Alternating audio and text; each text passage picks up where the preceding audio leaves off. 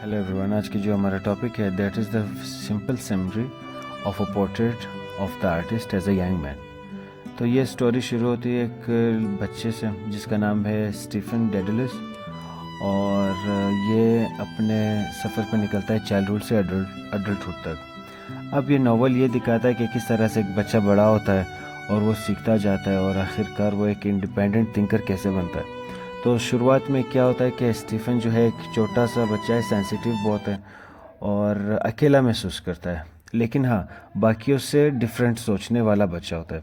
अब इसकी जो तालीम हुई है वो एक सख्त रिलीजियस स्कूल में हुई है, जिसकी वजह से इसने ज़्यादा पनिशमेंट्स भी देखी है और इसने बहुत डिसिप्लिन और खौफ के बारे में सोचा है और सीखा भी है। लेकिन घर में इसकी जो अक्सर बातचीत रहती है वो पॉलिटिक्स होती है या तो रिलीजन के बारे में होती है, और जो ये ख़ुद पसंद ही नहीं करता। लेकिन ये एक्सपीरियंस जो इसकी तरफ थी, इसने इसकी माइंड ऐसे बनाई कि वो थॉटफुल बन चुका है, बाकी बच्चों से ज़्यादा समझदार है। लेकिन स्टीफन जैसे ही बड़ा हुआ तो ये दुनिया के बारे में ज़्यादा जांचने लगा और जानने लगा। अब इसने क्या किया कि ये अब भी अपने आप पर ज़्यादा प्राउड महसूस करता है बीइंग एन इंटेलिजेंट पर्सन, और ये अब सवाल भी पूछता है। लेकिन इसके टीनेजर में क्या हुआ कि ये अट्रैक्टेड हुआ दुनिया की प्लेजर्स की वजह से, मींस प्लेजर की तरफ ये पूरा मुतवज्जा हुआ। अब इसने क्या किया कि he commits moral sins by visiting prostitute centres. इसके बाद ये हुआ कि नाउ ही फील्स गिल्ट, और इसको बुरा महसूस होने लगा और पछतावा हो रहा है, और इसके साथ खौफ भी हो रहा है क्योंकि चर्च में सरमन सुन रहा है अबाउट हेल रिटन हिम, जहन्नुम इसको डरा रही है। और ये क्या हुआ था कि ही टर्न्स टुवर्ड्स रिलीजन। अब ये ज़्यादा मीन्स मजहबी बन चुका है और ज़्यादा सीरियस रहता है, लेकिन कुछ ही वक्त के लिए।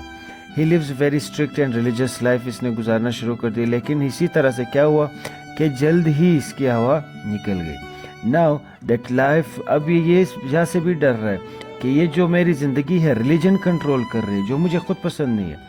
तो इसने क्या किया, एक दफ़ा इसको ऑफ़र भी मिली थी कि एक प्रीस्ट ने इसको बताया था क्या कि चर्च अपना लो, चर्च ज्वाइन कर लो ताकि आप भी मीन्स पाक रहोगे। लेकिन इसने इनकार कर दिया था। और क्यों इनकार किया, इसने ये समझा कि ये ज़िंदगी नहीं जीना चाहता इतने सख्त कानून में, ये आज़ादी चाहता है ताकि वो अपने आप को एक्सप्रेस कर सके। अब टर्निंग पॉइंट हमारे पास क्या है, जब इसने खूबसूरत लड़कियों को देखना शुरू कर दिया, ठीक है, स्टैंडिंग इन द वाटर, ये मोमेंट इंस्पायर हिम, इसको इंस्पायर कर दिया कि यार ये तो ज़िंदगी है।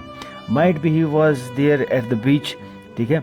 अब deeply awakens his artistic soul, इस तरह से इसके आर्टिस्टिक सोल ही उजागर हुए। अब इसने सोचा कि नहीं भाई, the true purpose in life is to become an artist. अब तो मैंने आर्टिस्ट ही बनना है, और आर्टिस्ट जैसे ही बना so he chooses art over religion छोड़ के चला गया, सोसाइटी को भी छोड़ दिया, और इवन हिज कंट्री आयरलैंड भी छोड़ के चला गया क्योंकि ये डबलिन में रहता है। इन द एंड में ये हुआ कि Stephen decides to leave Ireland and live independently. अब आज़ादी से रहता है, लेकिन he wants to discover his own identity. अब वो अपनी शनाख्त चाहता है। कौन सी शनाख्त? इस journey is not just physical but also mental and emotional.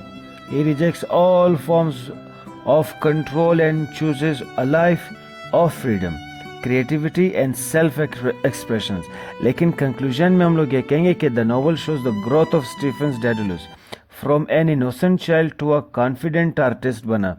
कैसे बना वो आप लोगों को पता है कि किस तरह से इसकी जो फीलिंग थी उजागर हुई थी लड़कियों की तरफ। इट हाईलाइट्स स्ट्रगल, ये इसकी स्ट्रगल दिखा रहा होता है कि with religion, society and identity, ये बातें बर्दाश्त नहीं कर पा रहा था क्योंकि religion was controlling him. Society के जो ताने थे, जो मीन्स बातें थी, वो कंट्रोल कर रही थी। लेकिन and presents his final decisions to follow his own path in life. Thank you.